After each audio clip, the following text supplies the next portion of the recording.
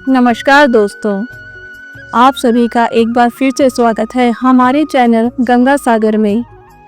गणेश चतुर्थी की धूम मची हुई थी। हर तरफ उत्साह और भक्ति का वातावरण था। गलियों से लेकर बड़े बड़े शहरों तक हर जगह सजावट हो रही थी। रंग बिरंगी लाइटें, फूल की मालाएं, ढोल नगाड़ों की आवाजें पूरे वातावरण को मंगलमय बना रही थी। शिवलोक से गणेश जी भी अपने भक्तों की इस भक्ति भावना को देख रहे थे। उन्होंने देखा कि धरती पर उनके जन्मोत्सव के लिए कितनी श्रद्धा और प्रेम है। लोगों की मुस्कुराहट, उनके चेहरों पर भक्ति का भाव और उनका उत्साह देखकर गणेश जी का हृदय प्रसन्न हो उठा।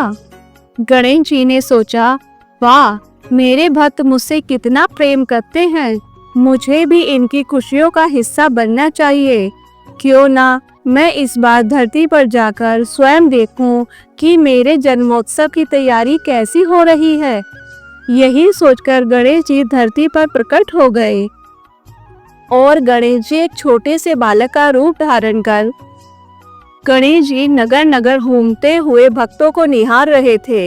हर जगह उत्साह ही उत्साह था, परंतु जब वे एक छोटे से गांव से गुजरे तो वहां उन्हें एक अलग ही दृश्य दिखाई दिया। एक झोपड़ी के बाहर एक छोटी सी बच्ची बैठी हुई रो रही थी। गणेश जी का कोमल हृदय द्रवित हो गया। वे तुरंत उसके पास पहुंचे और ध्यान से उसकी बात सुनने लगे।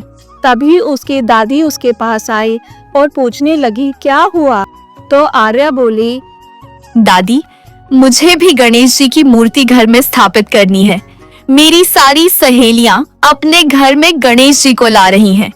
वे सजावट कर रही हैं, मिठाइयां बना रही हैं, पूजा कर रही हैं। मुझे भी गणेश चतुर्थी मनानी है। मुझे भी गणेश जी को अपने घर बुलाना है। आर्या, क्यों जिद कर रही हो? तुम्हें तो पता है हमारे पास 2 वक्त का खाना जुटाना मुश्किल है। हम गणेश जी की मूर्ति और पूजा का सामान कैसे लाएंगे? अगर हम उन्हें घर बुलाएंगे तो हमें अच्छे पकवान, मिठाइयाँ और फल चढ़ाने होंगे। हमारे पास इतना सब करने के साधन कहाँ हैं? अगर गणेश जी हमारे घर आए तो वह भूखे रह जाएंगे। यह सुनकर आर्या और भी उदास हो गई। उसकी आंखों से आंसू झरझर बहने लगे। उसने हाथ जोड़कर आकाश की ओर देखा और बोली, गणेश जी, मुझे माफ कर दो। इस बार मैं आपको अपने घर नहीं ला पाऊंगी। काश मेरे माता पिता जिंदा होते तो जरूर आपके लिए मूर्ति लाते और आपको पूरे विधि विधान से घर में स्थापित करते। लेकिन अब हमारे पास कोई उपाय नहीं है। दादी कहती हैं कि शायद अगले साल हम आपको अपने घर ला सके। गणेश जी यह सब सुनकर भावुक हो गए। उनके मन में विचार आया, मेरे भक्त कितने भोले हैं। इन्हें लगता है कि मैं केवल धन और चढ़ावे से प्रसन्न होता हूँ।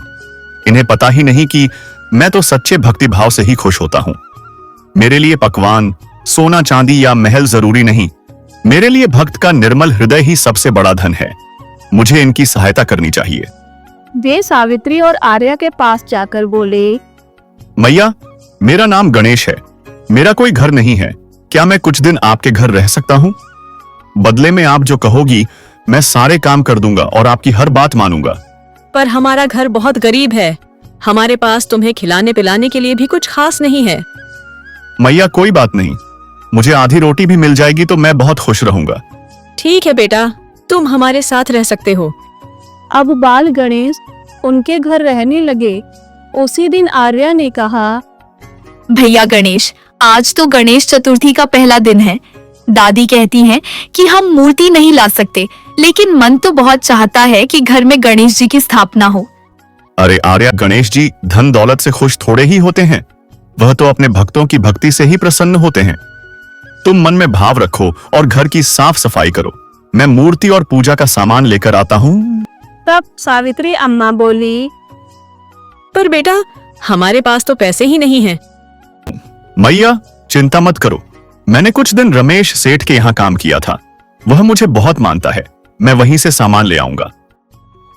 फिर गणेश जी अपनी शक्ति से तुरंत मिट्टी की एक सुंदर मूर्ति, फूल, फल और पूजा का सारा सामान ले आए।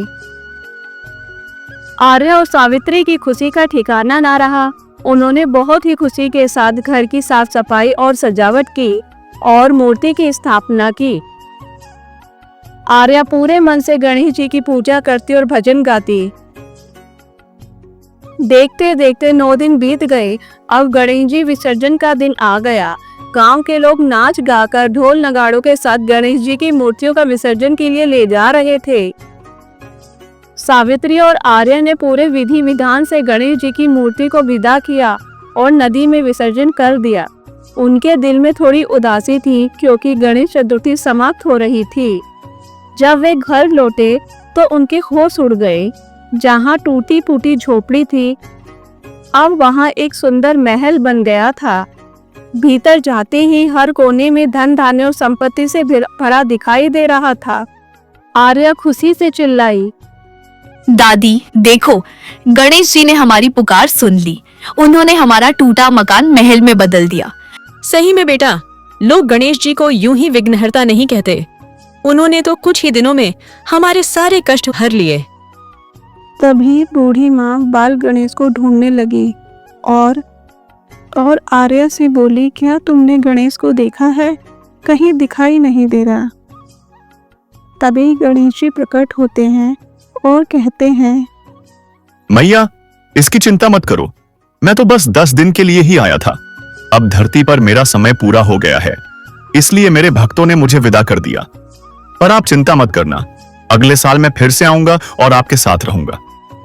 आर्या और सावित्री अब समझ गई थी, उनके साथ रहने वाला बालक वास्तव में भगवान गणेश ही थे। दोनों की आंखें भर आईं। गणेश जी की कृपा से सावित्री और आर्या का जीवन बदल गया। अब उनके पास किसी चीज की कमी नहीं रही। वे संपन्न और सुखी हो गए।